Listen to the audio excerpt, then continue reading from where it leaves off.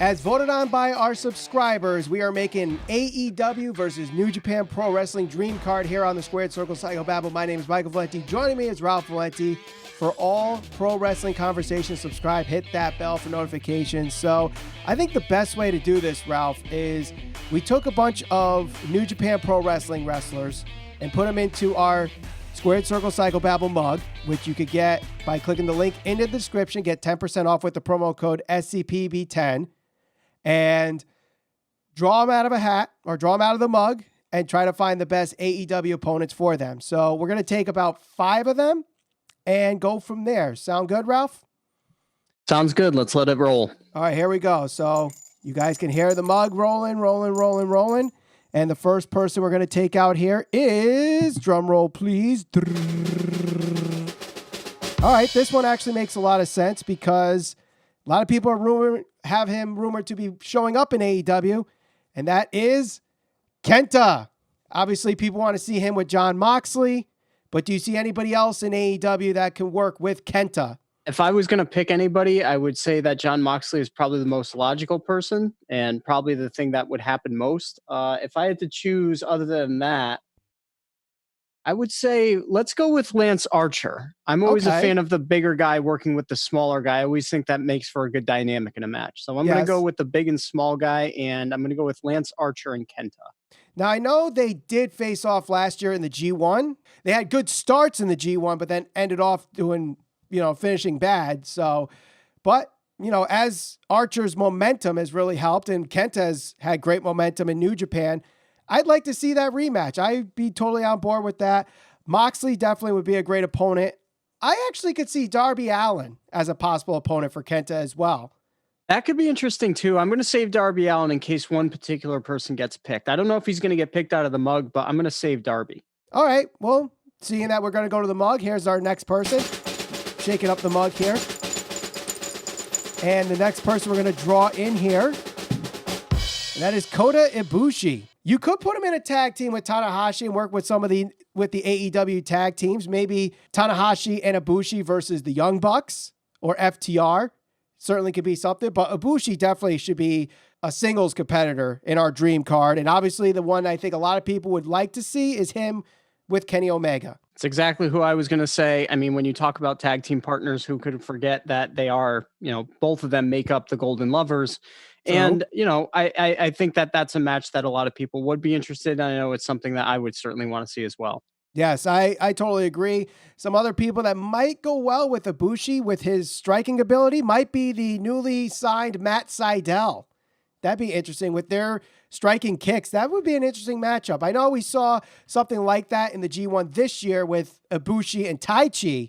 I think they could tell that same story with the strike kicks going back and forth, who can outstrike the other with Ibushi and Matt Sydal. And you add Matt Sydal's high flying ability to make it an extra layer to that. I could see that too. I mean, I think Sydal might have to establish himself a little bit more in AEW for it to really be meaningful. Because I think that a lot of people who have followed Kenny Omega throughout AEW are going to know the backstory and know that he does have some type of relationship or connection to Ibushi.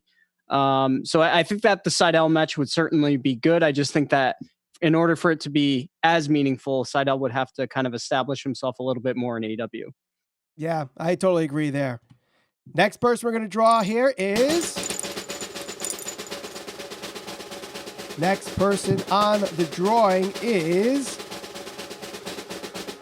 Switchblade Jay White. That's a tough one, I think. I think that might be one of the tougher ones that are in the list that we have in our mug here. Switchblade Jay White, you could go a couple routes. You could go MJF if you want to go with the character versus character, although there's a heel versus heel dynamic that might not work. You could go Darby in this regard as well. Out of baby faces, maybe you go with Cody. Yeah, that's a tough one. I mean, I think that for Jay White, I think Cody would be a pretty good pick, especially considering, Jay White has this aura about himself as being like this arrogant guy, the obvious leader of the Bullet Club right now. Mm-hmm. True. So why not have him go against a guy that is a member of, well, I mean, if you want to call them the elite, they certainly don't really refer to themselves as that anymore. So I think Right. Cody might be a logical choice. You bring up the Elite and the Bullet Club. You could necessarily do Jay White with two members of the Bullet Club against the Bucks and Kenny Omega and do the Elite versus the Bullet Club, because I've seen that a couple of times in the comment section in our community page. So that's certainly something that you could do as well. Yeah, that would be good too. Yeah, Jay White, that's tough, man. I mean, and it's tough, even though he's as talented as he is. I don't know. Yeah, I'm sure people in the comment section would give us some great ideas there, but I definitely saw a couple times Jay White versus MJF would be some of the dream matches that people would see. So back to the mug we go. And the next person that will be drawn is... the next person we're going to have is someone that not a lot of people would know is in New Japan unless they follow New Japan Strong on Fridays. And that is Filthy Tom Lawlor. Now, I mean, obviously people know him MLW alum. Yep. Well, he's still in MLW. He just does both. Right. He does MLW and New Japan Pro Wrestling. Obviously, with his mixed martial arts background, I think the obvious pick here would be Jake Hager. I'm going in a different direction here. I mean, Jake Hager, yes. I mean, he has the real established background fighting in Bellator. They don't really highlight it too much. You hear Jericho talk about it a little bit. I'm going to go with Miro. I think him and Miro would be a really good match. I think that Miro, they're trying to portray his more comedic side, as you could see with him being the sidekick with Kip Sabian. But, when he was in WWE, he was certainly booked at times as this dominant Russian guy. Russian figure or Bulgarian. I think he was Russian. Bulgarian. They did say he was Russian at the beginning of his career, though. No, what he was a representative of Russia, like an ambassador. Whatever. But Lana, I mean, it's not like Russian. It matters in AEW either way. So true. But I would go with those two. I mean, if you're really trying to establish Miro eventually and try to get him on the right track, I think that's a feud that would fare well for both of them, and that would make for a really hard-hitting, interesting matchup. Yep, totally agree. So let's head to the mug one more time and see what we get here. A lot of big names we haven't even mentioned yet. Might have to go to this mug a few more times, but let's see. Next person up in the mugs. Here we go. The big name in New Japan Pro Wrestling, none other than Kazuchika Okada. We haven't seen it in the States yet. We thought we were going to get it in Madison Square Garden. Okada versus Omega. We've seen it 4 times, but obviously people love that match. Would love to see it again and again and again. But there's some other people that I think would be a better opponent. Moxley, we've yet to see against Okada. We thought that was going to be the finals at one point in the G1 last year, but didn't happen. Certainly would be a great opponent. Moxley versus Okada, like the top guy versus the top guy. But do you see anybody else? And you bring up top guys. There's another championship in AEW that's supposed to be pretty much equivalent to the heavyweight championship. And this was actually what I was getting at with Darby Allin. And when I mentioned liking the dynamic between a bigger guy and a smaller guy, I think Darby Allin, for what it's worth, he's a guy that even though he's smaller, he really understands how to work based on his size. He doesn't try to be a smaller guy who's trying to do impressive moves where he's like doing overhead presses and stuff like that. He works well for his size. And I think the dynamic between a guy like Okada, as athletic as he is and as diverse as he is in the ring, he can really do pretty much anything. Right. I think him and Darby would actually be a really, really good match. The only other match that I was going to say for Darby that would be intriguing to me would actually be Zack Sabre Jr. I could see that, but actually someone for Darby, I was actually looking more for like a guy like Minoru Suzuki, because Suzuki's a guy that just loves to give pain and smiles about it and laughs about it. Whereas Darby Allin, on the other hand, loves to take pain and will laugh at it. So you have like that sadomasochism where one is a sadist, the other is a masochist, loves to give pain, one take pain. Would be a great dynamic for those two. That would be an awesome one. Shall we do one more bonus draw, Ralph? Yeah, let's do one more. Why Let's not? do one more bonus draw here. Again, this is coming out of the SCPB mug. 10% off SCPB10. Link in the description to our Square Circle Psychobabble merch store. And the last name we're going to draw here is... Naito. That's your guess? That was my guess. No, it's actually not Naito.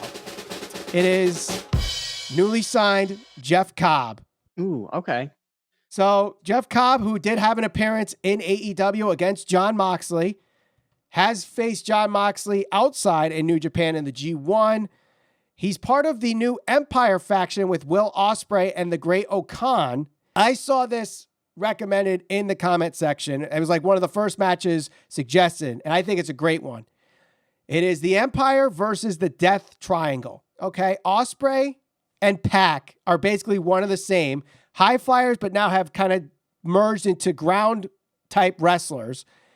Then you have Cobb and Okan, who are more power guys, going against the Lucha Brothers that are very dynamic high flyers. That would be a contrast of styles would be great for them. Yeah, that's actually kind of the same direction I was going. I was going to say Pac and Jeff Cobb would actually make for a good match, in my opinion. But that three-way match that you were just talking about, if it was a three-way tag match or however they had it structured, I think that could actually be pretty good as well.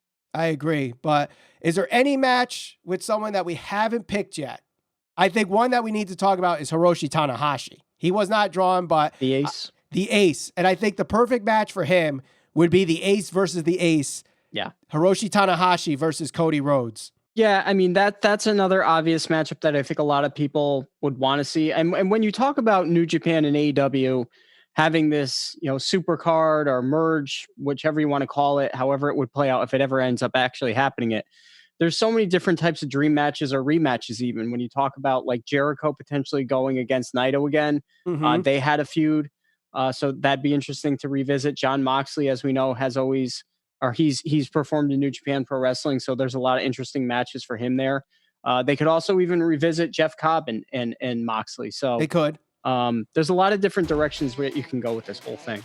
Yeah, there certainly is. And we'd love to see your dream matches in the comments below. Don't forget to share us all over social media. We're on Facebook, Instagram, and Twitter at SCPB Podcast. And we actually did our own dream match card a little while back. We picked 6 matches. You can watch that video right now by clicking the thumbnail on the screen. And we'll see you on the next episode of the Squared Circle Psychobabble.